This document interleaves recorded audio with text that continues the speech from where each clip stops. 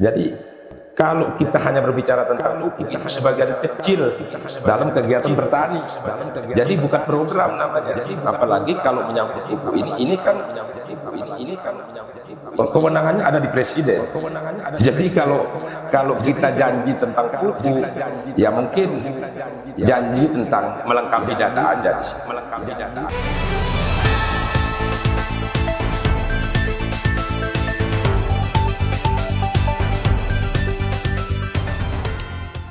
Assalamualaikum warahmatullahi wabarakatuh. Selamat malam, sahabat Dimensi NTB. Malam hari ini kembali lagi dalam ruang Dimensi bersama saya Uhul Husen. Kali ini di studio ini telah hadir dua narasumbernya Dimensi NTB, yaitu salah satu tim pemenangan calon bupati dan wakil bupati Kabupaten Lombok Timur. Dan menarik juga pada malam hari ini telah hadir juga, kembali dia hadir. Ini akademisi kita di Nusa Tenggara Barat, akademisi muda, kembali lagi bisa menghadiri di ruang Dimensi kali ini. Baik saja, untuk saya akan memperkenalkan langsung dua narasumber kita malam hari ini. Tentu dalam suasana Pilkada Kabupaten Lombok Timur, kita akan coba-coba menanyakan bagaimana kesiapan dari tim pemenangan bersama paslonnya menghadapi 30 hari menjelang kita akan melakukan pemilihan. Baik, Assalamualaikum Bang Plet. Jadi Bang Sapri ini biasa dengan nama kerennya ini atau nama yang lebih nama jalanan ya, Bang Plet. Nah, ini salah satu tim pemenangan SJP Patihin ya, dengan tagline Solah Soleh ya. Di sebelahnya juga telah hadir kembali di studio ini akademisi muda Bung Karomi ya, dokter muda ya. Sehat Bung ya malam hari ini. Semangat dengan ya. Semangat dengan siapa ini? Semangat muda. Oh, gitu. Ya, biru ya. muda itu semangat muda. Oh, semangat muda ya. Ya. Apalagi baru-baru ini baru saja kita menyaksikan pelantikan presiden terpilih ya. Yang waktu pencalonannya pakai biru muda. Oh gitu ya. Jadi itu jadi semangatnya kita malam hari ini ya. Luar biasa.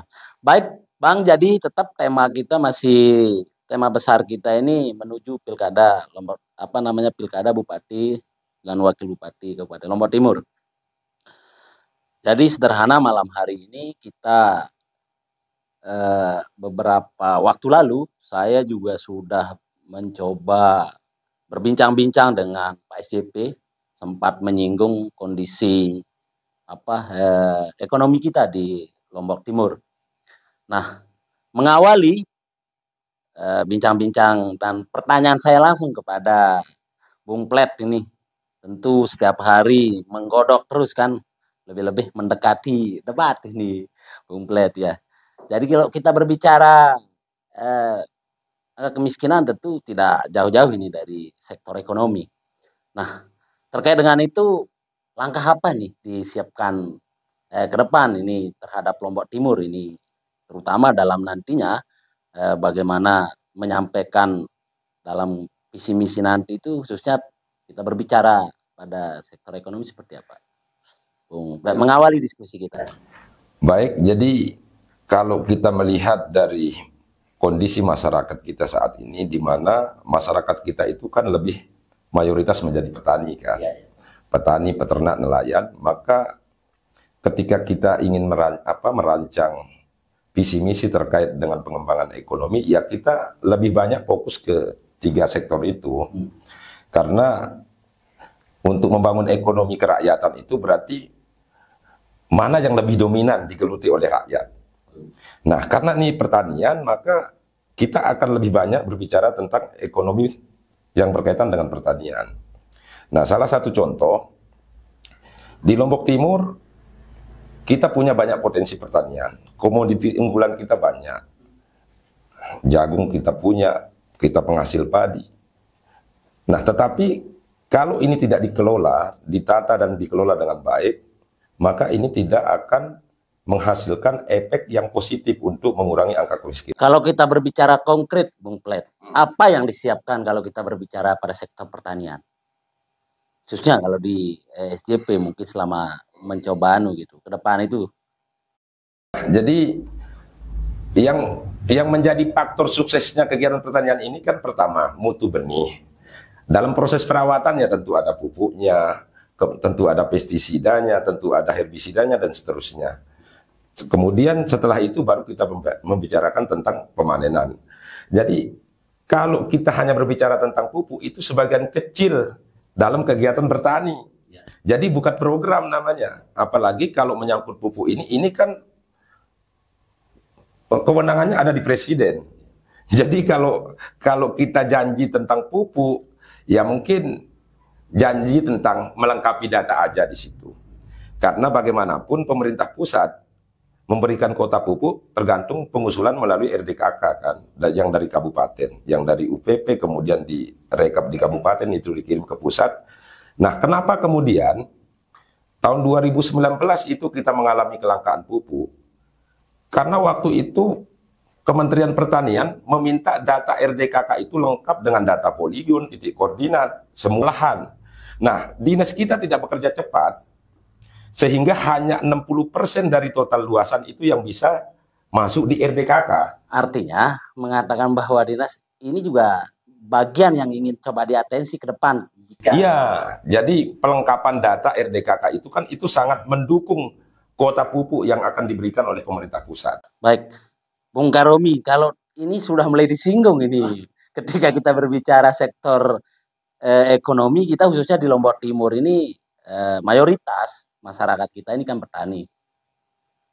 Tadi sudah disinggung di awal tadi bagaimana berbicara pupuk katanya. Gimana Bung Karomi selaku pandangan akademisi? Baik, terima kasih Bang Hul, Bang Ted, selamat malam. Assalamualaikum warahmatullahi wabarakatuh. Waalaikumsalam warahmatullahi wabarakatuh. Ya, saya langsung menjawab pertanyaan Sidet dan juga merespon apa yang menjadi diskusi yang disampaikan oleh beliau tadi, di mana konsentrasi ke depan dari salah satu kandidat atau disebut saja tadi Pak SJP ya kan, tentang apa namanya 3 sektor, pertanian, peternakan dan perikanan. Ya. Bagus sekali sebenarnya kalau bicara itu karena dia sudah mampu membaca potensi, artinya calon-calon kita ini harus mampu melihat itu salah satu. Saya mengapresiasi itu. Tetapi ada yang serius dalam setiap kesempatan diskusi kita adalah para calon terlalu konsentrasi pada satu sektor tadi, misalnya bicara soal pupuk dan seterusnya. Tetapi bagaimana hilirisasi hasil produk ini juga penting dibahas. Bagaimana mereka bisa menghadirkan ya karena daya beli masyarakat seiring dengan bagaimana pendapatannya. Artinya saya sedikit bukan memotong ini, tetapi ingin mengatakan bahwa calon-calon kita ini ya Bung Karomi ingin mengatakan tidak menyiapkan langkah taktis ketika nanti terutama di proses ketika sudah misalnya panen mau diapakan apa ini maksudnya Bung Karomi ya. Jadi masyarakat ini kan seringkali tadi sektor pertanian misalnya kalau bicara pupuk saya kira kita sudah punya jatra ya sesuai dengan tadi disinggung ada 60% RDKK dan tentu itu menjadi PR, harus ada perbaikan ke depan. Karena kemiskinan ini tidak bisa dianggap sederhana. Oh panennya bagus kemudian dia bisa dilintaskan, saya kira nggak begitu juga kan. Banyak sekali instrumen-instrumen lain yang harus dipenuhi untuk bisa menurunkan angka kemiskinan ini.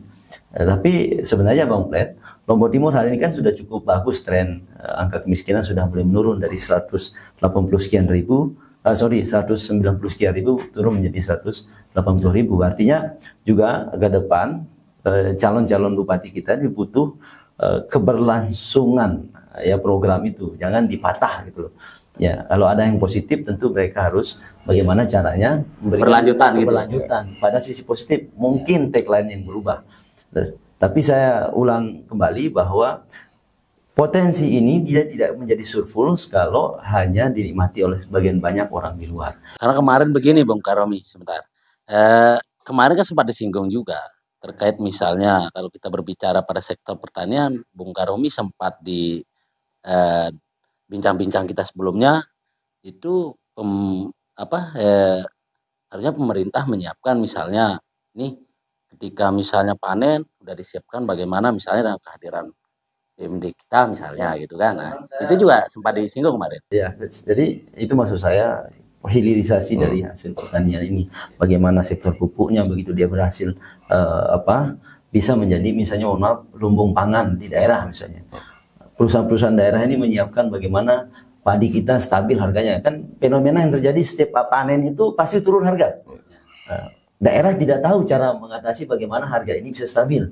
Ya alasannya masuk misalnya menyiapkan regulasi. Bila perlu daerah juga melalui perusahaan daerah misalnya menambah anggaran untuk membeli hasil pertanian kita. Lalu kemudian diolah ya di situlah kemudian kembali dijual kepada masyarakat dengan harga yang stabil. Jangan mereka dibeli bahan bakunya murah, kemudian setelah jadi produk jadi malah lebih mahal. Nah, ini tentu menjadi catatan nih, Bung Plet. Sebentar. Bisa sektor perikanan kita ya. Masyarakat kita kan belum ada di sini pabrik pengolahan ikan. Kemarin sudah disinggung juga ya. Sudah singgung juga. Ini penting. Kenapa Lombok Timur? Padahal Lombok Timur ini sebagian besar wilayah kita juga selain pertanian juga perikanan. Nah, ikan kita kan tidak banyak diolah di sini, Bang Plet. Ya Bang Plet, saya bilang maaf Bang. Bang Sapri.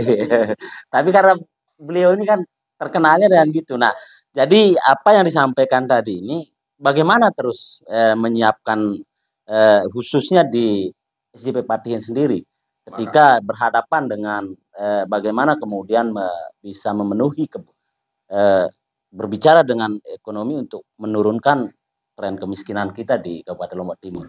Makanya dalam 3 sektor itu, yang kita pikirkan itu adalah bagaimana kita membuat ekosistemnya. Ya. Seperti yang dikatakan Bung Karomi ya, hilirisasinya ini perlu kita pikirkan. Ya memang benar, dan itu memang sudah masuk dalam pembuatan konsep besarnya, di mana supaya petani ini bisa bangkit ekonominya dari kegiatan pertaniannya. Ini kita kalau berbicara ekosistemnya tadi, kita buat kawasan terintegrasi Bung Karomi. Kawasan mana menghasilkan jagung, kemudian kawasan mana yang cocok untuk tempat kita melihara ayam. Nanti satu sisi kita akan mengurangi ketergantungan penjualan kita ke daerah luar. Satu sisi kita akan mengurangi ketergantungan pembelian kita di daerah luar. Misalkan menjual jagungnya kita lebih banyak ke Jawa, ke Bali. Tetapi ketika kita bisa naikkan kebutuhan di dalam daerah, karena kita mampu mengembangkan peternak-peternak dari masyarakat kita, maka kita akan mengurangi ketergantungan kita terhadap penjualan keluar daerah. Demikian juga nanti pembelian telurnya, kita akan kurang ketergantungan kita ke daerah luar. Artinya coba membaca bagaimana sirkulasi perputaran itu bisa berputar di daerah. Termasuk bagian dari hilirisasinya yang tadi. Jadi coba bayangkan, kalau kita punya penduduk di Lombok Timur 2 juta, kalau kita asumsikan makan telur 1 butir per hari, kita butuh 2 juta telur, Bung Karomi. 2 juta telur ini, kenapa kita tidak mampu produksi? Padahal kita punya masyarakat banyak yang bisa memelihara ayam. Masa warga Bali aja yang bisa melihara ayam? Kenapa kita tidak bisa gitu? Disinggung juga, Bung, bahwa kan payung hukum misalnya. Bagaimana kemudian upaya pemerintah untuk menyiapkan regulasi gitu kan supaya nanti ketika misalnya perproduksi, misalnya Jawa perproduksi, di sini juga perproduksi, persaingan daerah kita tidak mampu bersaing dengan Jawa misalnya. Itu kan nanti tata niaganya yang diatur. Tata niaganya yang diatur. Kalau proses produksinya, itu biarkan kita lempar ke masyarakat. Dia memelihara ayam dengan keahliannya, tetapi di tata niaganya inilah perlu pemerintah yang ikut campur di situ. Tapi kalau misalnya pertanyaan saya begini, Bung Plet, ini kan pernah terjadi kita di kabupaten kita ini kan, itu dan dengan angka sangat luar biasa tingginya. Harga jagung bisa sampai harga 11.000 waktu itu. Nah, kita misalnya dengan produksi juga di sini. Seperti apa langkahnya misalnya kalau ingin menghadapi ketika misalnya dalam kondisi begitu gitu? Nah, kalau pemerintah itu ketika harga menguntungkan pemerintah, rakyat, masyarakat, jadi pemerintah tidak usah masuk ke situ. Karena itu menguntungkan, tetapi kalau harga anjlok baru pemerintah harus masuk ke situ. Makanya harus dibuatkan harga jual dasar. Jadi terhadap komoditi-komoditi unggulan kita kayak padi, jagung, itu harus ada harga jual dasar dibuat. Sehingga berdasarkan analisa usaha tani yang kita sudah buat misalkan oleh secara umum dari pemerintah, biaya untuk menghasilkan 1 ton pipilan jagung misalkan sekian juta. Jadi kita bisa mematok harga jual terendah supaya petani tidak rugi, berarti harganya sekian rupiah gitu. Sehingga petani merasa terlindungi karena memang pemerintah harus masuk di situ.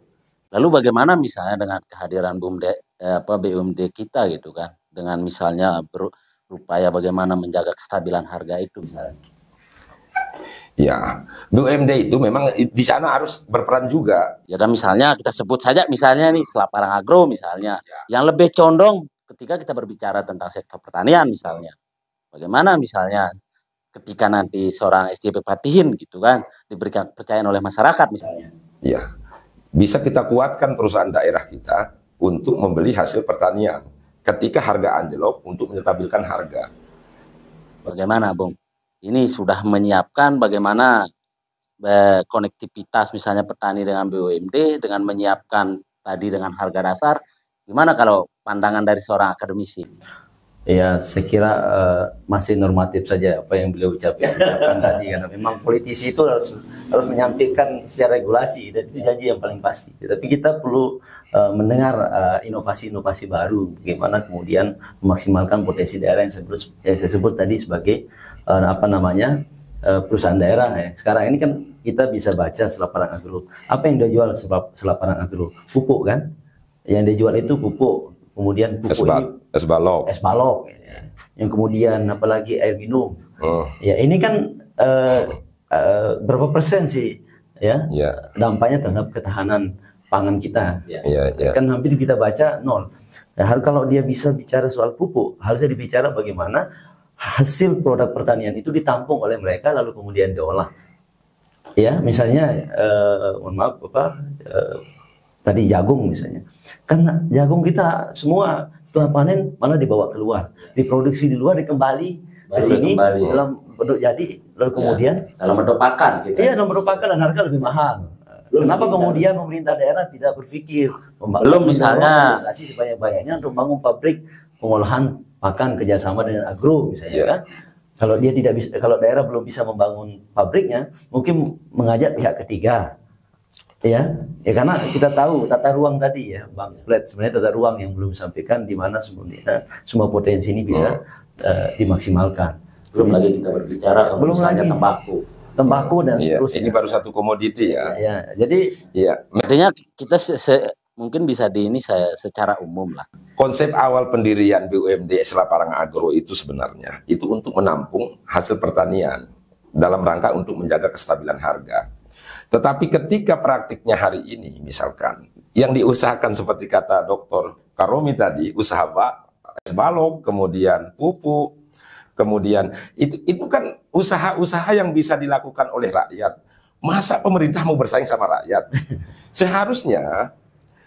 Seharusnya pemerintah itu dalam hal ekonomi harus mengambil 4 peran sebenarnya. Pertama, dia sebagai pelahir ide, gagasan, dan pikiran. Itu pertama. Dia sebagai koordinator, mengkoordinir kegiatan ekonomi masyarakat, kemudian menyambungkan ini dengan ini supaya bisa ketemu keuntungan yang maksimal kepada pelaku usahanya sebenarnya. Dan berdampak juga terhadap penambahan PAD kita dong. Yang mana? Iya. Jangan sampai ya masyarakat juga, tapi pendapatan daerah juga. Kalau saya lebih sepakat terganggu. Bagaimana, Bu? Kalau saya lebih sepakat, jadi BUMD yang bergerak di bidang pertanian, peternakan, dan perikanan itu harus memainkan peran apa yang tidak bisa dilakukan oleh rakyat, masyarakat. Artinya pemerintah memikirkan. Salah satu contoh, misalkan anggaplah potensi peternakan kita bagus, Pak Dokter ya. Kalau misalkan Selaparang Agro kita buat sebagai pelaksana untuk breeding centernya misalkan, untuk membuat pembibitan sapi. Nanti masyarakat yang ingin beternak, dia membeli bibit sapi di situ, terjamin kesehatannya, terjamin daya tumbuhnya, dan seterusnya. Dan ini kan tidak pernah dipikirkan oleh pemerintah saat ini. Kita punya breeding center yang menjamin kualitas bibitnya, kemudian ini kita lempar lagi ke masyarakat untuk dibesarkan. Apakah itu yang dimaksud sudah disiapkan oleh Ini CB Patin? Ya, ini bagian kecilnya. Ini yang pertama. Kalau sudah breeding centernya sudah selesai dan itu di bawah BUMD kita bagi Lombok Timur ini jadi 2 zona. Ada zona musim hujan, ada lahan tanah hujan, ada lahan basah. Di lahan tanah hujan, biasa kalau musim hujan, rumputnya itu meludak. Banyak. Sehingga di situ bisa kita buat program penggemukan. Karena biasanya rumput itu banyak di situ selama 6 bulan, Pak Bung Karomi ya. Sembelia, Pringgabaya, Jeruwaru. Nah, hasil dari breeding center untuk penggemukannya ya cari tempat yang banyak rumput. Kembalikan dia ke tempat yang banyak pakan gitu loh. Di mana tempat yang banyak pakan ketika sudah masuk bulan musim penghujan? Ya, Kecamatan Sembelia, Kecamatan Pringgabaya, Jeruwaru, Keruak, dan lain-lain. Nah, sehingga rumput pun itu akan menjadi berkah, menjadi rahmat ketika dia masuk ke perut sapi ya. Bisa dia berubah jadi daging. Kalau dibiarkan begitu saja ya tidak bisa jadi uang. Jadi Lombok Timur ini kaya, rumput pun bisa jadi uang ini. Dan kita itu banyak lahan rumput. Nah, pertanyaan saya begini, Bung. Apakah yang disampaikan itu sudah masuk bagian daripada konsep ketika Insya Allah masuk. Nah, nanti kita akan dengarkan. Masalahnya nanti kita akan dengarkan pada proses debat yang nantinya sudah disiapkan oleh KPU. Gimana Pak? Kalau dari sisi pandangan seorang apa yang disampaikan tadi, kalau menurut seorang akademisi bagaimana melihat apa yang disampaikan? Tadi tambahan yang kita bahas kan dari pertanian, kemudian tadi nyinggung soal peternakan. Memang potensi peternakan kita juga besar. Dan permasalahan juga sama. Peternakan kita ya, dari penjualannya begitu sudah mulai musim panen masyarakat mulai harga turun anjlok karena apa? Misalnya kambing ya, kambing Jawa sudah datang masuk ke sini. Kenapa? Mungkin berpotensi peternak lokal, masyarakat lokal kita itu tidak mampu bersaing dengan harga. Dia bisa kualitasnya dan seterusnya. Tadi sedikit menarik sebenarnya apa yang disinggung oleh Bang Plet, itu berkaitan dengan konsep bagaimana ketahanan pangan pakan ternak. Ya, tapi Bang Plet tidak menyinggung soal bagaimana sekarang ini yang terjadi. Rumput ini kan tidak selamanya hijau. Ya, tapi kalau memindahkan peternakannya dari rumput hijau kayak tadi, ya tanpa teknologi, saya kira ini penting sekarang ini. Ya, bagaimana menyimpan rumput hijau tadi bisa dinikmati 6 bulan lagi oleh peternakan kita melalui pengembangan teknologi pakan. Ya, kenapa begitu? Karena saya ini juga, mohon maaf, kita ini ada di selatan. Dan saya ini yang disebut sebagai wilayah tada hujan misalnya. Di situ masyarakatnya lebih banyak bicara pada musim hujan. Mereka akan justru pada musim hujan mereka tidak bisa keluar, kerbau sapinya. Ya, kalau di situ, iya, karena sudah mulai tanam kan tidak bisa. Mereka akan lebih banyak cabai rumput dan seterusnya. Di pematang, di jalan kan banyak yang tumbuh. Tapi yang jelas begini. Jadi kan gini, entar dulu, biar tidak terputus. Jadi selama 6 bulan itu kan proses penggemukan, Bung Karomi.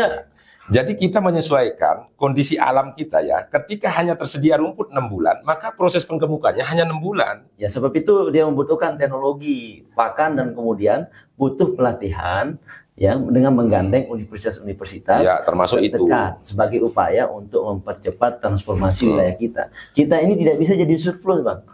Tidak bisa surplus daging, tidak bisa surplus yang lain-lain karena begitu daging ini ada, tidak ada di sini, malah dibawa keluar dengan harga yang murah. Ya, memang sekarang ini kita berbicara kita daging harus, sapi kita misalnya kualitas. Ya, kita harus bicara industrialisasi maksud saya.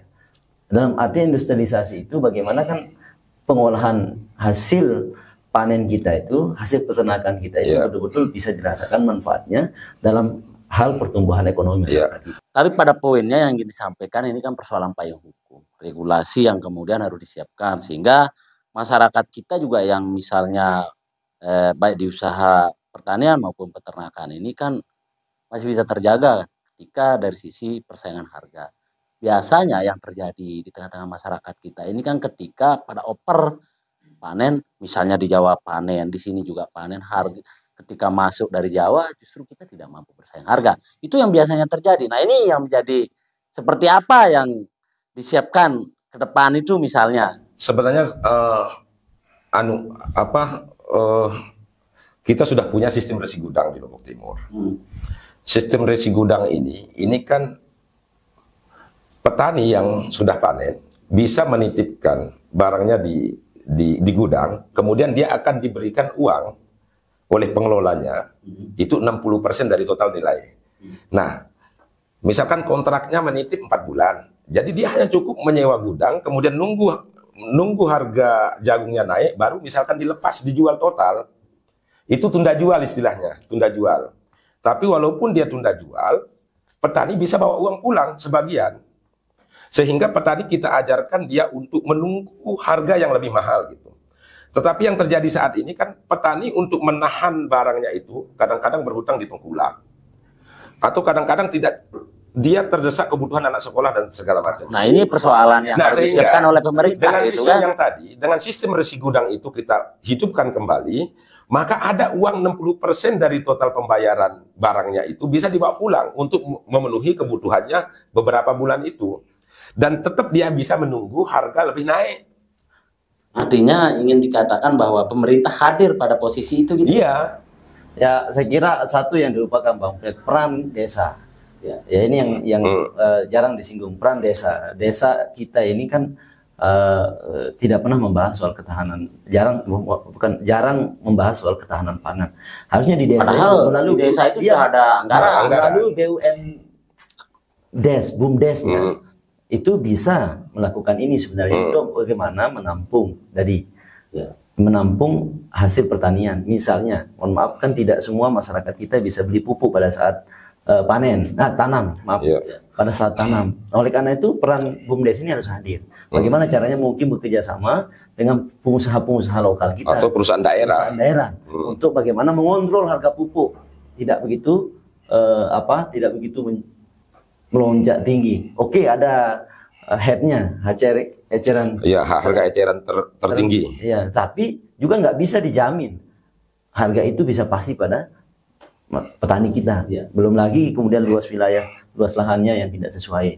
Ya, kan begitu. Sehingga penting sekali Bang Fred regulasinya dan sistem kontrolnya yang harus dibuat betul.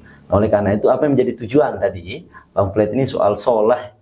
Soleh, tapi ada stripnya kalau bahasa itu kurang soleh, mohon maaf. Jangan sampai tafsirnya begitu Pak ya. Iya. Karena ada sampai terbalik iya, gitu ya. Makanya soleh ya.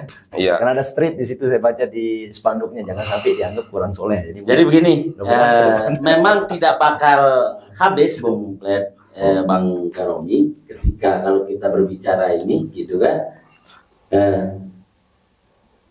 Saya ingin mencoba sedikit mengkoneksikan, karena ketika kita berbicara ekonomi, tentu kan juga akan berdampak terhadap sektor yang lain. Ada sektor pendidikan, ada kesehatan. Ini seperti apa kalau kita mau coba sedikit saja bocoran? Iya. Gimana nih? Jadi efek dari kemiskinan itu tidak saja berdampak terhadap sektor pendidikan maupun sektor kesehatan ya. Iya. Karena dalam hadis pun sudah jelas disebutkan. Sesungguhnya kemiskinan itu setengah dari kekufuran kan. Ini akan mengikis iman seseorang juga ini. Soleh-solehnya ya begini.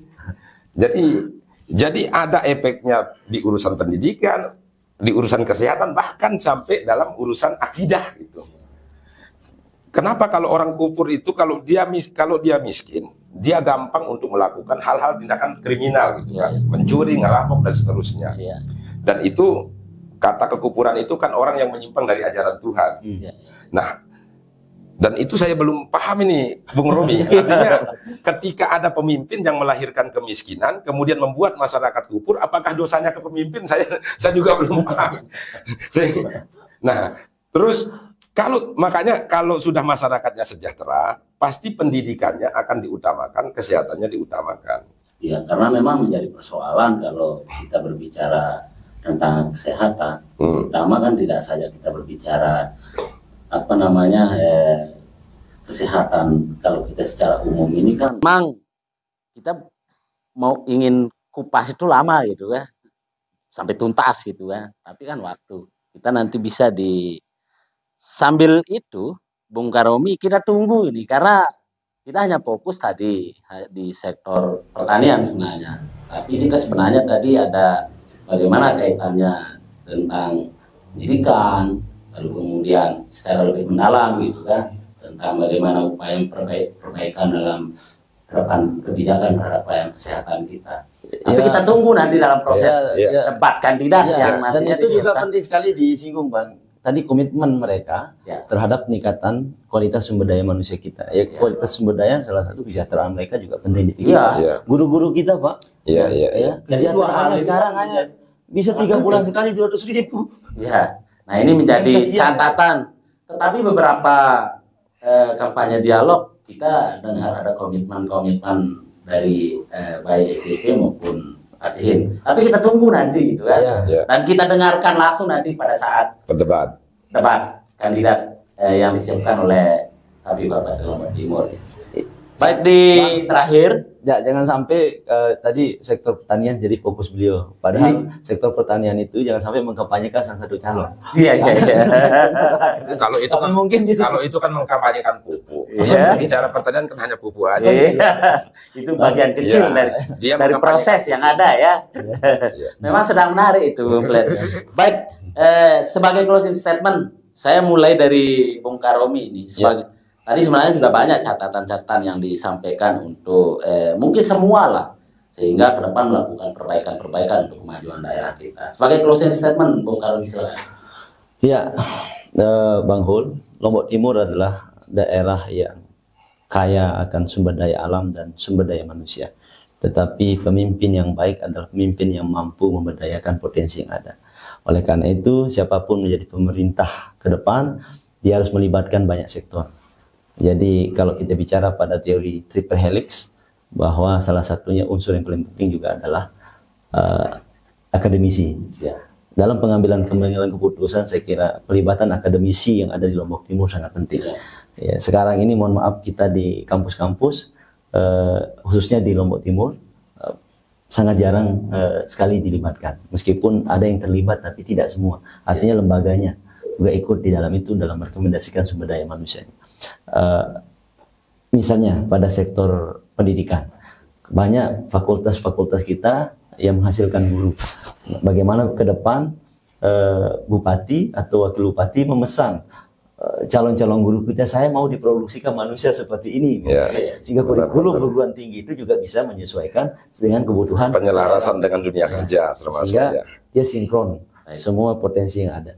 Baik, terima kasih Bung Karomi. Silakan sebagai closing statement, apa yang ingin disampaikan supaya masyarakat sahabat dimensi khususnya yakin bahwa SDP layak memimpin Lombok Timur.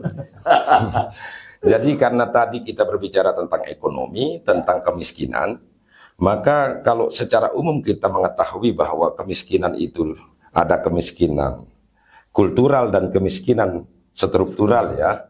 Tetapi satu, di Lombok Timur sudah tidak ada lagi budaya malas. Jadi tidak ada lagi budaya malas yang membuat orang miskin. Buktinya orang berlomba-lomba cari pekerjaan. Artinya penyebab kemiskinan bukan budaya malas sudah. Jawabannya berarti penyebabnya adalah yang kedua, yaitu kemiskinan struktural. Ada kebijakan yang salah membuat masyarakat kita banyak miskin. Kalau dalam agama juga dua kemiskinan juga disebut. Ada kemiskinan material dan ada kemiskinan spiritual. Kemiskinan spiritual ini yang bahaya Bung Karomi. Jadi orang yang kaya tetapi dia miskin jiwanya. Dia serakah, dia rakus, dan ini orang-orang kaya yang dilanda ini. Ini kemiskinan jiwa ini orang-orang kaya yang dilanda. Pejabat, orang kaya, kemudian dia serakah mengambil uang rakyat dan seterusnya. Jadi di tataran birokrasi dua kemiskinan kita selesaikan, yaitu kemiskinan material dan spiritualnya, supaya dia bisa tidak lagi menghasilkan kemiskinan material di masyarakat. Nah, yang kedua, ketika kita berbicara ekonomi, maka pemerintah harus mengambil 4 peran di situ. Pertama, dia harus sebagai inisiator, motivator.